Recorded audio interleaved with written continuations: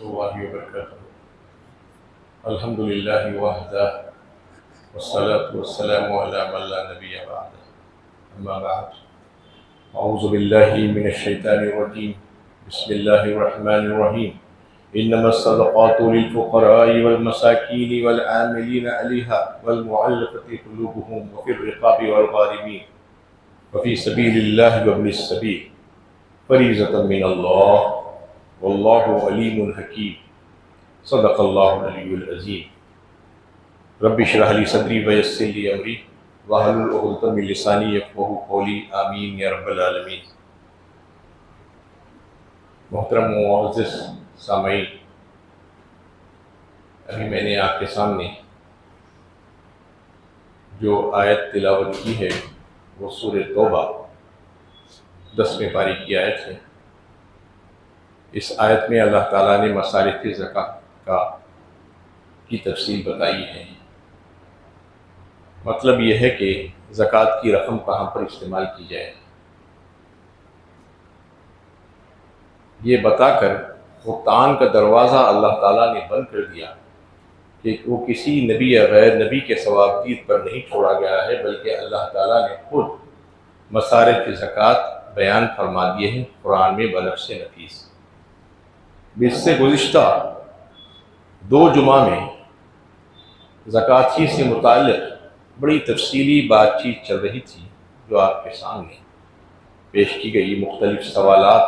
جو لوگوں کے ذہنوں میں جو گردش کرتے رہتے ہیں زکوٰۃ سے متعلق، ان سوالات کے جوابات آپ کے سامنے پیش کیے گئے. اب یہاں اہم ترین زکوٰۃ سے متعلق موضوع جو ہے وہ مصارف زکوٰۃ ہے، کیونکہ زکوٰۃ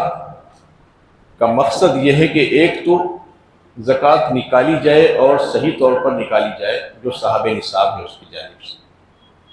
اور اس کا دوسرا حصہ یہ ہے کہ زکوٰۃ صحیح جگہ پر خرچ بھی کی جائے. صحیح تو نکالی جا رہی ہے لیکن صحیح جگہ پر اگر خرچ نہیں کی جائے گی تو پھر وہ اس کا مقصد پورا نہیں ہو سکتا. اس لیے اللہ تعالیٰ نے براہ راست قرآن میں اس حکم کو نازل فرمایا، جبکہ بہت سے ایسے احکامات بھی ہیں جس کو اللہ تعالیٰ نے براہ راست قرآن میں نازل نہیں فرمایا، بلکہ آپ صلی اللہ علیہ وسلم کے توسط سے اس کو بیان کیا گیا ہے. لیکن زکوٰۃ کا مسئلہ چونکہ انسانی حقوق سے تعلق رکھتا ہے، حقوق العباد، اور ایک مالی زبردست عبادت ہے، اس کو اللہ تعالیٰ نے اس کے مصارف کو بیان فرما دیا. اس کے 8 مصارف خرچے اللہ تعالیٰ نے بیان فرمائے کہ زکوٰۃ کو کہاں کہاں پر خرچ کیا جائے. اس میں فرمایا گیا کہ تمہارے صدقات تو صرف ان کے لیے ہے جو للفقراء، سب سے پہلا جو لفظ آیا ہے فقیرہ، فقیروں کے لیے فقراء، والمساکین، اور دوسرا آیا ہے مسکین.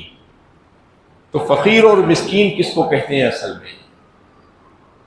ایک عام الفاظ کے اعتبار سے تو دیکھا جائے تو فقیر وہ ہے جس کے پاس کچھ بھی نہیں ہے، جو مانگ کر اپنی زندگی گزار لے رہا ہے.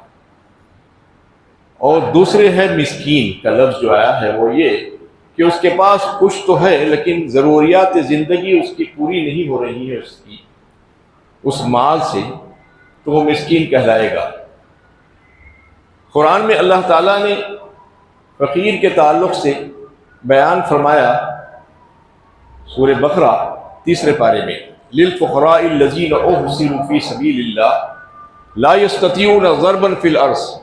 یحسبهم الجاہل اغنیاء من التعفف تعرفهم بسیماہم لا یسألون الناس الحافا. فقیر تو وہ ہے جو للفقراء الذین احصروا فی سبیل اللہ، جو روک دیے گئے ہیں، زمین میں چل پھر نہیں سکتے، ملک میں چل پھر نہیں سکتے. للفقراء الذین احصروا فی سبیل اللہ لا یستطیعون ضربا فی الارض یحسبهم الجاہل اغنیاء من التعفف. نادان لوگ ان کو دیکھ کر ان کے بے سوالی کی وجہ سے ان کو مالدار سمجھتے ہیں. ایسے بہت سے سفید پوش لوگ دنیا میں آپ کو نظر آئیں گے جو اپنی خودداری کی وجہ سے لوگوں سے مانگنے سے گریز کرتے ہیں. اور لوگ یہ سمجھتے ہیں کہ یہ تو بڑے مالدار ہیں اس لیے مانگ نہیں کر رہے ہیں، سوال نہیں کر رہے ہیں، اور اللہ تعالیٰ فرما رہے ہیں کہ وہ چمٹ کر نہیں مانگتے لوگوں سے، لیکن ان کی نہ مانگنے کی وجہ سے بھی تم یہ مت سمجھو کہ وہ مالدار ہیں، ان کے چہرے قیافوں سے تم ان کو پہچان لو گے۔ لا یسألون الناس الحافا، وہ چمٹ کر نہیں مانگتے، لیکن تم اگر تھوڑا سا غور و فکر کرو اور دیکھ لو ان کے اندر جھانک کر، تو پتہ چل جائے گا کہ واقعی میں وہ مستحق زکوٰۃ ہیں، تمہارے صدقات کے مستحق ہیں، تم ان کو اپنے صدقات دے سکتے ہو۔ ایک حدیث میں آپ صلی اللہ علیہ وسلم کے ارشاد کے ذریعے سے بات معلوم ہوئی، آپ نے فرمایا کہ فقیر وہ نہیں ہے جو در در ایک ایک دو دو لقموں اور کھجوروں کے لیے بھیک مانگتا پھرے، بلکہ فقیر تو وہ ہے جو دست سوال دراز نہ کرے۔ مطلب یہ ہے کہ یہ اس سے منع کیا گیا ہے کہ لوگوں سے مانگتے پھرے، بلکہ اللہ تعالیٰ نے خود اپنے مالدار بندوں سے کہا کہ ان کے چہرے قیافوں سے تم ان کو پہچان لو گے، پہچان کر ان کی مدد کرو، جو سفید پوش جو لوگ ہیں، جو اپنی زندگی عزت کے ساتھ گزار لینا چاہتے ہیں۔ تو یہاں پر دو الفاظ جو آئے ہیں، دو زمرے جو سب سے پہلے للفقراء اور مساکین، اور تیسرا آیا ہے والعاملین علیہا، وہ زکوٰۃ کی وصولیابی کے لیے حکومت کی طرف سے مقرر کردہ کارندے اور ان کی ہرکاریں، جو عام طور پر جو اسلامی حکومت جہاں پر قائم ہے وہاں جو زکوٰۃ کی سرکاری طور پر وصولیابی ہوتی ہے اور ان کا حساب کتاب رکھنے کے لیے جو لوگوں کو مقرر کیا جاتا ہے، اس سے مراد وہ لوگ ہیں، عاملین سے مراد وہ لوگ نہیں ہیں جو عام طور پر جو مدرسوں وغیرہ کی زکوٰۃ کی وصولیابی کے لیے جو سفیر مقرر کیے جاتے ہیں، اس سے مراد وہ لوگ نہیں ہیں۔ ہاں اگر وہ لوگ مسکین اور محتاج ہیں تو پھر ان کو اس زمرے سے زکوٰۃ کے مد میں شامل کیا جا سکتا ہے، اور جو کام کر رہے ہیں اس سلسلے میں ان کے لیے کفاف کا قانون بھی ہے کہ کچھ حصہ ان کو اس میں سے دیا جاتا ہے، جو صدقات وغیرہ کی وصولیابی کا کام کرتے ہیں۔ یہ تو ہوئے تین زمرے۔ چوتھا زمرہ ہے والمؤلفۃ قلوبہم، جو دلوں کو رچائے جاتے ہیں۔ مطلب یہ ہے کہ اس سے مراد وہ لوگ ہیں جو ابھی اسلام میں داخل نہیں ہوئے ہیں، وہ کفار، لیکن ان سے توقع تھی کہ وہ ان کی اگر مدد کی جائے گی زکوٰۃ کے اس مد سے تو وہ اسلام میں داخل ہو جائیں گے اور اسلام کو مضبوط کریں گے۔ دوسرے اس سے مراد وہ لوگ بھی ہیں جو نو مسلم ہیں، جو ابھی ابھی اسلام میں داخل ہوئے ہیں، جن کی اگر مدد کی جائے گی تو وہ مضبوط ہوئیں گے اور دیگر مسلمانوں کی مدد کریں گے۔ لیکن یہ مد احناف کے نزدیک اب ختم ہو چکا ہے۔ یہ ابتدائی دور اسلام کا زمانے میں جو ہے اس میں سے زکوٰۃ کو استعمال کیا جاتا تھا اس مد کے لیے، لیکن اب اس کی ضرورت باقی نہیں بچی۔ والمؤلفۃ قلوبہم وفی الرقاب، اور پانچواں جو مد اور مصرف جو بیان کیا گیا ہے قرآن میں سورہ توبہ میں، کہ یعنی ان لوگوں کے لیے جو غلامی میں پڑے ہوئے ہیں، غلامی سے نجات دلانے کے لیے، وفی الرقاب، گردن چھڑانے کے لیے، اس کا ایک مطلب ہے ہر قسم کا غلام۔ اب غلامی کا دور تو فی الحال نہیں ہے کیونکہ اسلامی جنگیں نہیں ہو رہی ہیں، اس لیے غلام کا کوئی تصور اب باقی نہیں بچا۔ اب آئندہ اگر اسلامی جنگیں ہوں گی تو پھر سے غلام اور باندی کا جو سسٹم تھا وہ ہو سکتا ہے، لیکن اب اگر دیکھا جائے تو بعض فقہا کے نزدیک یہ وہ لوگ بھی اس میں شامل ہیں، اس میں مراد ہو سکتے ہیں جو قید میں ڈال دیے گئے ہیں، ان کو بھی جو ہے اس مد سے استفادہ کرتے ہوئے اپنے زکوٰۃ کے مال کو استعمال کیا جا سکتا ہے۔ والغارمین، اور چھٹا مد جو بتایا گیا ہے وہ یہ کہ مخروص کو اس کے قرض سے نجات دلانے کے لیے، یہ بہت ہی اہم ترین مد ہے جس کے بارے میں لوگ کم توجہ دیتے ہیں۔ زکوٰۃ کا ایک خاص مد ہے یہ، وفی الرقاب والغارمین، غارمین کا جو لفظ آیا ہے وہ مخروص کو اس کے قرض سے نجات دلانے کے سلسلے میں اس مد سے پیسہ لے کر مدد کی جائے تو اس میں جو ہے اس کو استعمال کیا جا سکتا ہے۔ اور وہ تمام اہل ضمانت، بعض وقت آپ کسی کی شورٹی دے دیتے ہیں اپنی رشتہ داری یا دوستی کے حوالے سے،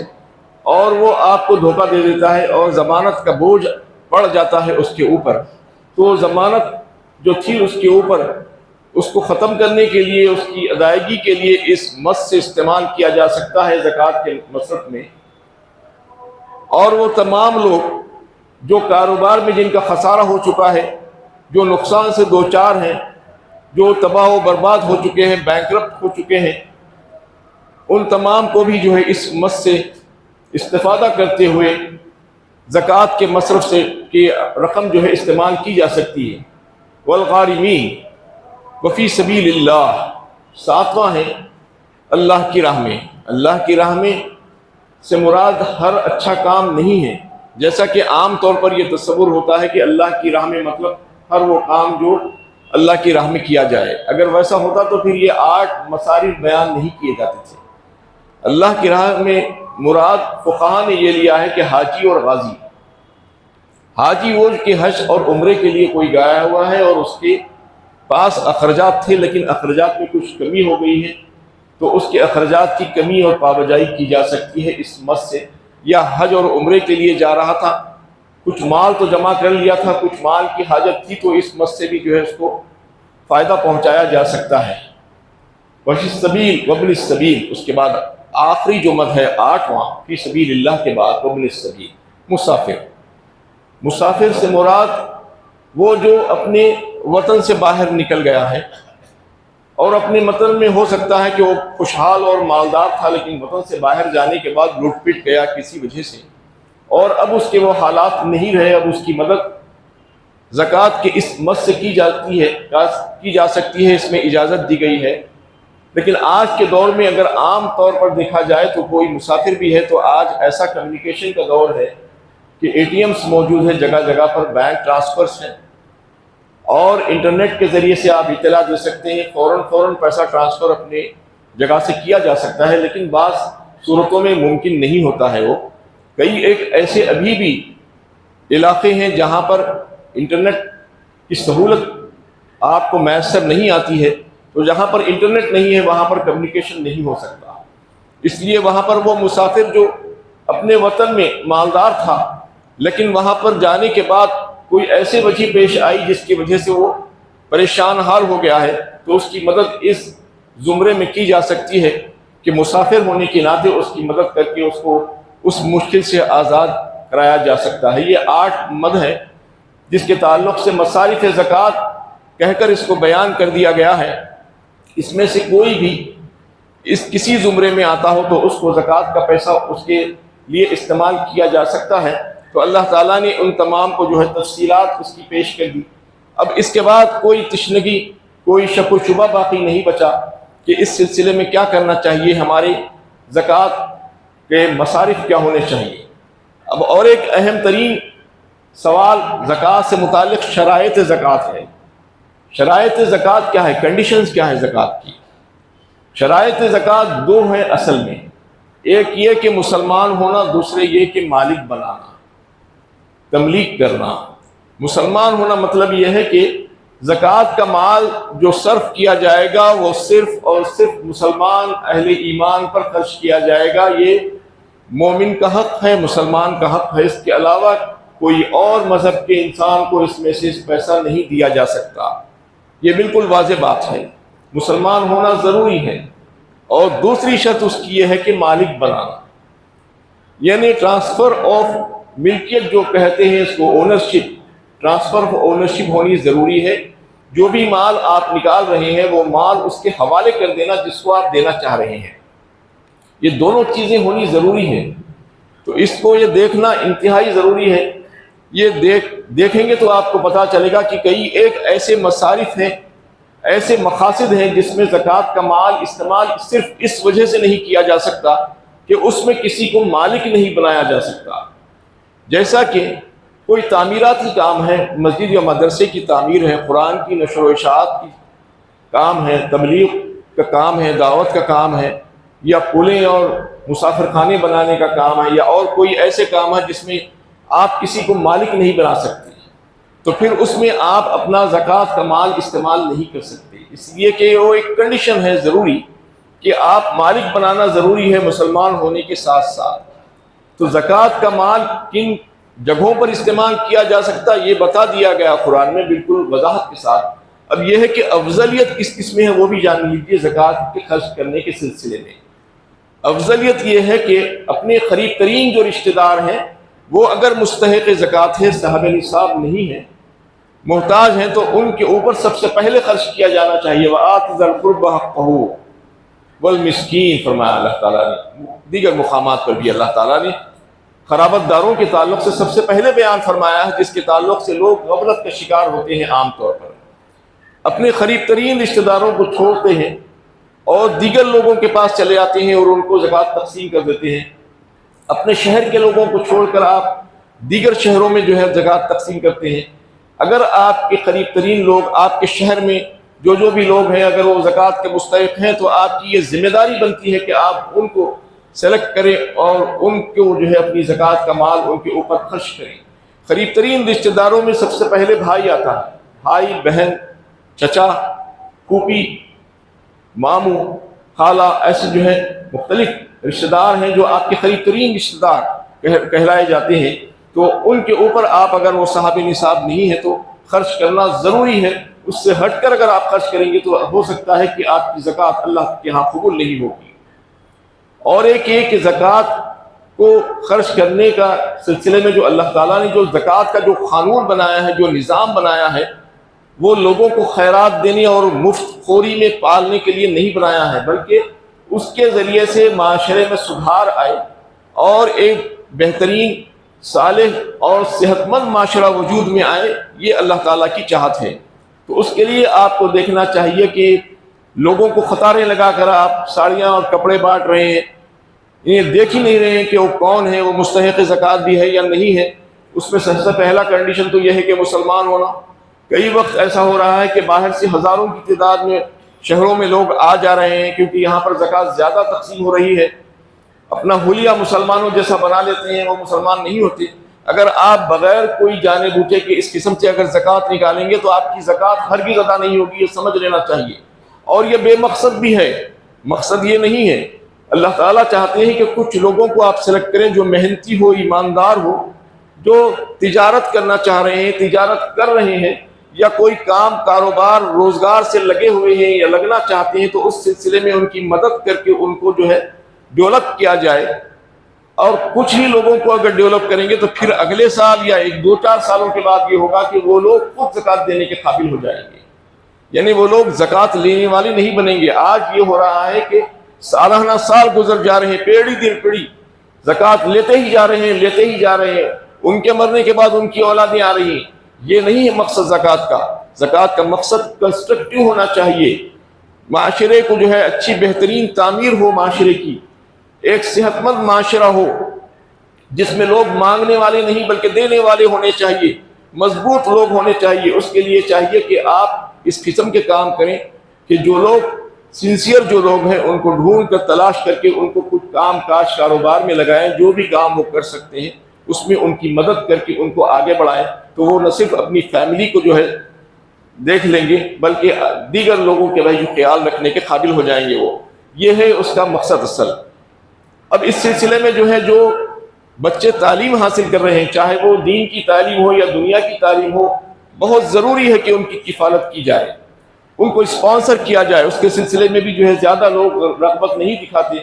مدرسوں اور اسکولوں میں اور کالجز میں جو بچے پڑھ رہے ہیں، بہت سے ایسے ہیں جہاں پر ان کی فیس اور ان کے دیگر اخراجات ان کے والدین پورے نہیں کر سکتے۔ اس سلسلے میں ان کی مدد کی جائے، اور یہ بہت بہترین مصرف ہوگا اگر بچوں کی تعلیم کے سلسلے میں دین اور دنیا کی جو بھی تعلیم وہ حاصل کر رہے ہیں اس کے سلسلے میں ان کی مدد کی جائے، تو وہ آگے چل کر ایک بہترین انسان بن جائیں گے جو معاشرے کے لیے جو ہے ایک اسٹ ثابت ہوں گے۔ تو اس سلسلے میں بھی ان کا خیال رکھا جائے۔ اور ایک یہ ہے کہ جو دینی اداروں میں جو حضرات کام کر رہے ہیں، جو ائمہ حضرات ہیں، جو مؤذنین ہیں، جو علماء کرام ہیں، وہ عام طور پر مستحق زکوٰۃ ہوتے ہیں۔ وہ ایسے نہیں ہوتے کہ صاحب نصاب ہے، بہت مالدار ہے، بہت کم ہوتا ہے کہ وہ مالدار لوگ ہوتے ہیں۔ اس میں زیادہ تر جو ہے لوگ مسکین اور محتاج ہی ہوتے ہیں، آپ کے سامنے اپنا اظہار نہیں کر پاتے اپنی عزت نفس کی وجہ سے۔ ان کو دیکھ کر ان کی مدد بند موٹی سے کی جائے، کیونکہ وہ لوگ آپ کے خدمتگار ہیں۔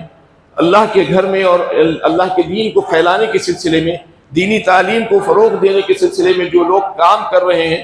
ان کو اتنی تنخواہیں نہیں مل پاتی،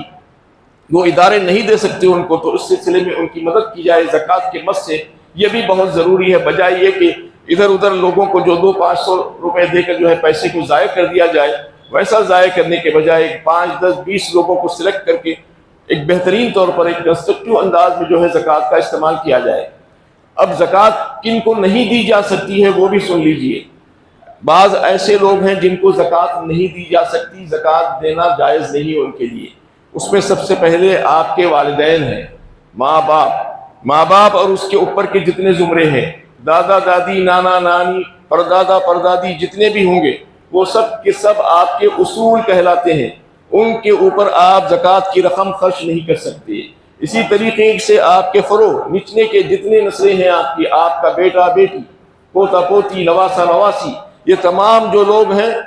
ان کی ذمہ داری ہے آپ کے اوپر، آپ ان کو زکوٰۃ کے مد سے جو ہے مدد نہیں کر سکتے، اس لیے کہ اگر آپ زکوٰۃ سے ان کی مدد کریں گے تو پیسہ گھر کا گھر میں رہ جائے گا، ماں باپ کے اوپر خرچ کر دیں گے، اولاد کے اوپر خرچ کر دیں گے، تو پھر باہر دیگر لوگوں کو کیا ملے گا اس میں سے۔ اسی طریقے سے ایک اور رشتہ ہے، ایک خاص رشتہ میاں بیوی کا رشتہ، شوہر بیوی کو اور بیوی شوہر کو زکوٰۃ نہیں دے سکتی، دونوں اگر ایک دوسرے کو زکوٰۃ دینا شروع کر دیں گے تو پھر پیسہ وہی کا وہی رہ جائے گا، باہر نہیں نکلے گا۔ یہ 3 خاص زمرے ہیں جس میں جو ہے زکوٰۃ کا پیسہ استعمال نہیں کیا جا سکتا، ماں باپ اور اس کے اوپر کے تمام، اولاد بیٹا بیٹی اور اس کے نیچے کے تمام، اور میاں بیوی ایک دوسرے کو زکوٰۃ نہیں دے سکتے۔ اور اہل بیت سے جو تعلق رکھتے ہیں سید سادات، حضور صلی اللہ علیہ وسلم کے خاندان سے تعلق رکھنے کی وجہ سے آپ صلی اللہ علیہ وسلم کے احترام میں ان کو زکوٰۃ اور صدقات کے مد سے مدد نہیں کرنا چاہیے، بلکہ دیگر جو مد ہے، جو آپ کے پاس جو پیسہ رکھا ہوا ہے اس سے ان کی مدد کرنا چاہیے۔ آپ صلی اللہ علیہ وسلم کے احترام میں اس سے منع کیا گیا ہے کہ سید سادات کو، جو اصلی سید سادات ہیں، ان کو زکوٰۃ کے مد سے جو ہے مدد کی جائے۔ اور ایک یہ ہے کہ بعض وقت یہ ہوتا ہے کہ آپ کسی کو جو ہے بڑا خستہ حال اور پریشان حال سمجھتے ہیں اپنے رشتہ داروں میں یا جان پہچان میں، ان کی مدد کرنا چاہتے ہیں ہم زکوٰۃ سے، لیکن ہوتا یہ ہے کہ وہ صاحب نصاب ہوتے ہیں۔ صاحب نصاب ہونے کا مطلب یہ ہے کہ ان کے پاس سونا یا چاندی جو ہے نصاب کے اندر موجود ہے،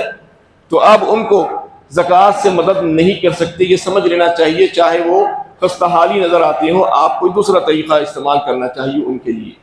اور ایک ابھی جو بات چل رہی تھی کہ جو مقروض ہے اس کے قرض کی ادائیگی کے سلسلے میں جو ہے زکوٰۃ کے مد سے پیسہ استعمال کیا جا سکتا ہے، تو بعض وقت لوگ اپنی خواہشات پوری کرنے کے لیے فضول میں بلا وجہ کے سودی قرض لے کر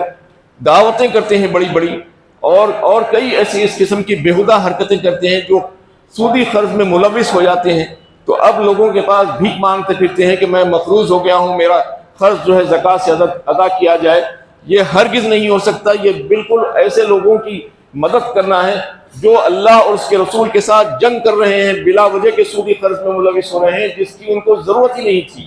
اور بلا وجہ کہ وہ اپنی خواہشات کو پوری کرنے کے لیے زمانے میں لوگوں کو دکھانے کے لیے انہوں نے قرض لیا، وہ قرض کو ادا نہیں کر پا رہے ہیں، تو وہ ان کا ہیڈک ہے، ان کی ذمہ داری ہے، ان کو اسی حال میں چھوڑ دینا چاہیے، کیونکہ انہوں نے کیوں غلطی کی تھی، اس قسم کا قرض لے کر انہوں نے جو زیادتی کی ہے اس کا جو ہے ان کو مزہ چکنا چاہیے۔ اس سلسلے میں زکوٰۃ کے مد سے جو ہے ان کی مدد نہیں کی جا سکتی۔ یہ تمام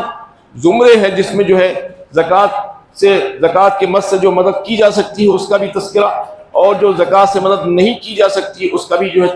بہت سی باتوں کا تذکرہ آ گیا ہے۔ ایک اور آخری بات جس میں زکوٰۃ کے مد سے پیسہ استعمال نہیں کیا جا سکتا وہ ہے میت، جو انسان مر چکا ہے تو اس کی مدد زکوٰۃ سے نہیں کی جا سکتی، اس لیے کہ اس کو مالک بنانے کا وقت گزر چکا ہے۔ اب نہ اس کا کفن دفن کا انتظام اس پیسے سے ہو سکتا ہے زکوٰۃ کا، نہ اگر وہ مقروض تھا تو اس کے قرض کی ادائیگی کی جا سکتی ہے، اس پیسے سے کوئی دوسری راہ نکالنی چاہیے۔ اب لوگ یہ سوال کریں گے کہ آخر زکوٰۃ کے مد سے یہ بہت سے کام جو ہے نہیں کیا جا سکتے، تو پھر اس کو کون کرے گا؟ اس کو امت مسلمہ کے وہ مالدار لوگ کریں گے جن کو اللہ تعالیٰ نے بے شمار مال دیا ہے اور دولت مند کیا ہے، جن کے لیے زکوٰۃ جو ہے وہ صرف ایک معمولی سی رقم ہے، 2.5%۔ اللہ تعالیٰ نے ایک جنرلائز کیا ہے اس کو، یہ سوچ کر کہ سب کو اگر زیادہ کہہ دیا جائے گا تو وہ کنجوسی کریں گے، اس سے زیادہ نہیں نکالیں گے، اس لیے منیمم رکھا گیا ہے 2.5%۔ لیکن کوئی یہ نہ سمجھے کہ 2.5% نکالنے کے بعد میں بری الذمہ ہو گیا ہوں، اب اس کے بعد کوئی آئے گا اور کوئی ایسے کام آ جائیں گے جس کو زکوٰۃ سے مدد نہیں کی جا سکتی تو میں جو ہے اس کا ذمہ دار نہیں ہوں. کوئی چاہے مرے یا جیے، کسی کے پاس ایمرجنسی آ جائے تو بھی میں مدد نہیں کروں گا. یہ بالکل غلط طرز عمل ہے. جس کو اللہ تعالیٰ نے مال و دولت سے نوازا ہے وہ سال بھر دیتا رہے، ہر ضرورت پہ دیتا رہے، 2.5% سے آگے بڑھ کر دیتا رہے اللہ کی راہ میں، کیونکہ جو کچھ بھی دے گا وہ اللہ کے پاس جمع کرے گا اور اللہ تعالیٰ اس کے درجات کو بلند کریں گے اس کی وجہ سے. تو یہ سمجھ لینا چاہیے کہ تمام امت مسلمہ کے افراد یہ کام کریں گے. جیسا کہ جن کاموں میں زکوٰۃ کا پیسہ استعمال نہیں کیا جا سکتا، جیسے مساجد اور مدارس اور دیگر کاموں میں، خیر کے کاموں میں اور دین کو فروغ دینے کے سلسلے میں، قرآن کی نشر و اشاعت کے سلسلے میں، کیا کوئی غیر مسلم آ کر یہ کام کرے گا؟ ظاہر بات ہے مسلمان ہی کرے گا. تو مسلمان جو مالدار ہیں وہ اپنا مال زکوٰۃ کے علاوہ نافلہ جو صدقہ ہے، صدقہ نافلہ میں سے جو ہے پیسہ استعمال کرتے ہوئے اور مزید اللہ کی راہ میں خرچ کرے گا، اللہ کی خوشنودی حاصل کرنے کے غرض سے. یہ تمام باتیں ہوئی یہ زکوٰۃ کے متعلق. اب ایک 2-3 منٹ میں سے جو ہے ان صدقات کے بارے میں بتا دینا چاہتا ہوں جو انتہائی اہم ہے. صدقہ فطر جسے کہا جاتا ہے، صدقہ الفطر، جس کے بارے میں لوگوں کا یہ تصور ہے کہ یہ چند پیسے ہیں، پھینک دو ختم ہو گیا پیسہ. ایسا نہیں ہے. صدقہ فطر کسے کہتے ہیں اصل وہ سمجھیے، اس کا ڈیفینیشن کیا ہے، اس کی تعریف کیا ہے. صدقہ فطر جو ہے ایک مخصوص عبادت ہے، ایک مخصوص عبادت ہے جس کا تعلق نہ صرف رمضان سے بلکہ عید الفطر سے ہے. خاص طور پر عید الفطر سے اس کا تعلق ہے. اس کے مقاصد کیا ہیں؟ سب سے پہلا مقصد اس کا اگر دیکھیں تو یہ ہے کہ رمضان میں جو خصوصی عبادات اللہ تعالیٰ نے اپنے بندوں کے لیے مقرر فرمائے ہیں، جس میں خاص طور پر روزہ ہے، تو روزہ کے رکھنے کے سلسلے میں جو کمیاں اور کوتاہیاں انسان سے جو ہو جاتی ہیں، ظاہر بات ہے انسان ہونے کے ناطے اس سے بہت سی خامیاں ہو جا سکتی ہیں، اس میں خرابیاں پیدا ہو جا سکتی ہیں، قصور ہو جا سکتے ہیں. تو ان تمام کو درست کرنے کے سلسلے میں، اس کی اصلاح کرنے کے سلسلے میں اللہ تعالیٰ نے صدقہ فطر واجب کیا ہے ہر مسلمان پر.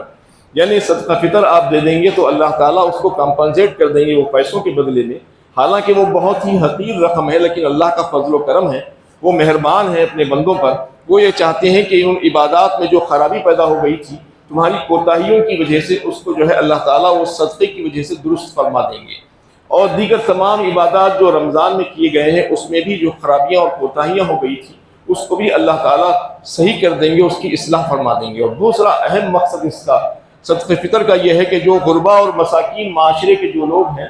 جن کے پاس جو ہے عید منانے کے لیے کوئی خاص ایسی رقم نہیں ہے، جو دیگر لوگوں کو دیکھ کر ترس رہے ہیں، تو ان کو بھی اپنی عید میں شامل کرنا اور ان کو بھی جو ہے وہ تمام چیزیں لانے کے لیے کچھ مال دے دینا، تاکہ وہ بھی اپنی اور اپنے اہل و عیال کے ساتھ خوشی کے ساتھ عید منائیں، کھائیں پیئیں اور پہنے اوڑھیں. یہ بھی دوسرا اہم مقصد ہے صدقہ فطر دینے کے تعلق سے. صدقہ فطر کس پر واجب ہے وہ سن لیجیے، تمام مسلمانوں پر، مرد و عورت. جیسا کہ زکوٰۃ میں یہ کہا گیا تھا کہ صاحب نصاب ہونا، اس میں صاحب نصاب کی شرط نہیں ہے بلکہ مالک نصاب ہے. مالک نصاب کون ہے وہ سن لیجیے. مالک نصاب وہ ہے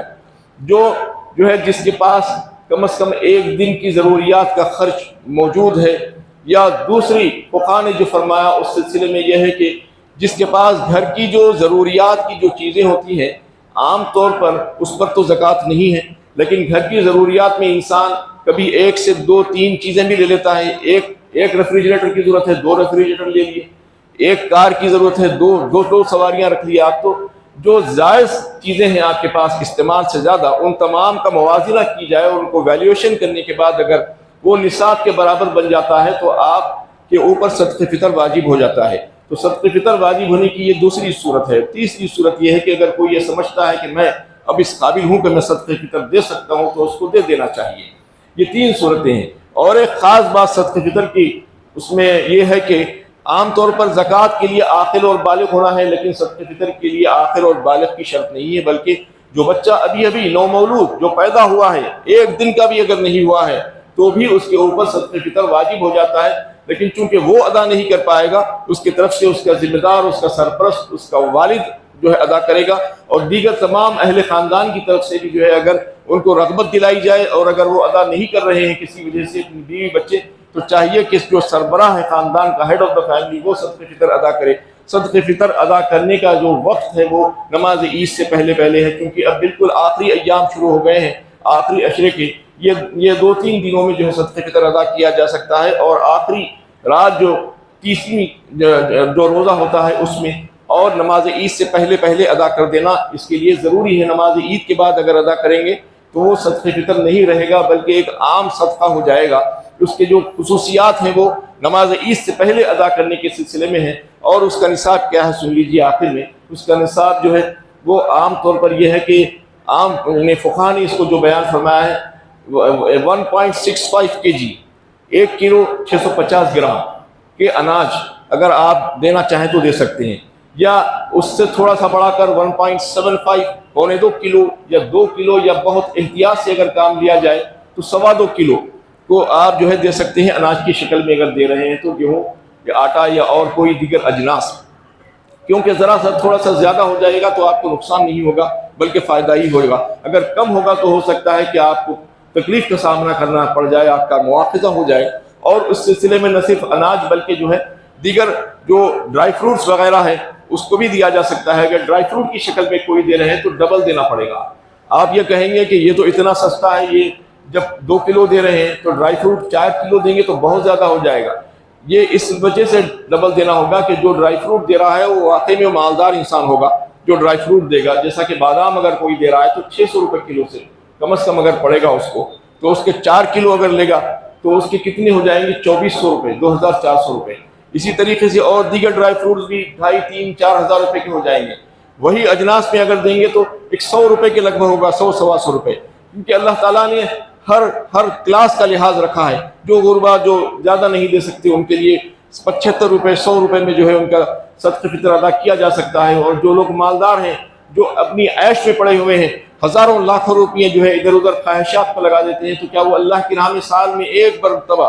اپنے روزے اور نمازوں کو درست کرنے کے سلسلے میں کیا اللہ کی راہ میں 3-4 ہزار روپے نہیں لگا سکتے؟ یہی کرنا چاہیے جو مالدار لوگ ہیں، اور وہ جو ہے زیادہ ادا کریں اور ڈرائی فروٹ میں ادا کرنے کی کوشش کریں تو زیادہ بہتر ہے۔ اور اس کے لیے لحاظ یہ کرنا ہے کہ نماز عید سے پہلے ادا کر دیا جائے، اور کس کو دیا جائے تو یہ ہے کہ وہ تمام مساکین اور محتاج اور فقراء جو صاحب نصاب نہیں ہیں، مالک نصاب نہیں ہیں، جو پریشان حال ہیں، ان تمام کو جو ہے اس میں سے دیا جا سکتا ہے۔ اللہ تعالیٰ سے دعا ہے کہ اللہ تعالیٰ ہمیں صحیح علم و عمل کی توفیق عطا فرمائے، اور جو کچھ کہا گیا ہے سنا گیا ہے اس پر عمل کرنا ہمارے لیے آسان فرمائے۔ اور خاص طور پر رمضان کی جو عبادتیں ہم نے کی ہے انتہائی ناقص، جو آپ کے دربار میں پیش کیے جانے کے قابل نہیں تھی، یا اللہ میرے مولا الہ العالمین اس کو بہت قبول فرمائیے، اس کا بہترین اور بھرپور اجر ہم کو عطا فرمائیے، اور ہم سب کی مغفرت اسی محفل میں فرما دیجیے۔ وآخر دعوانا ان الحمد للہ رب العالمین۔ سنتوں کے لیے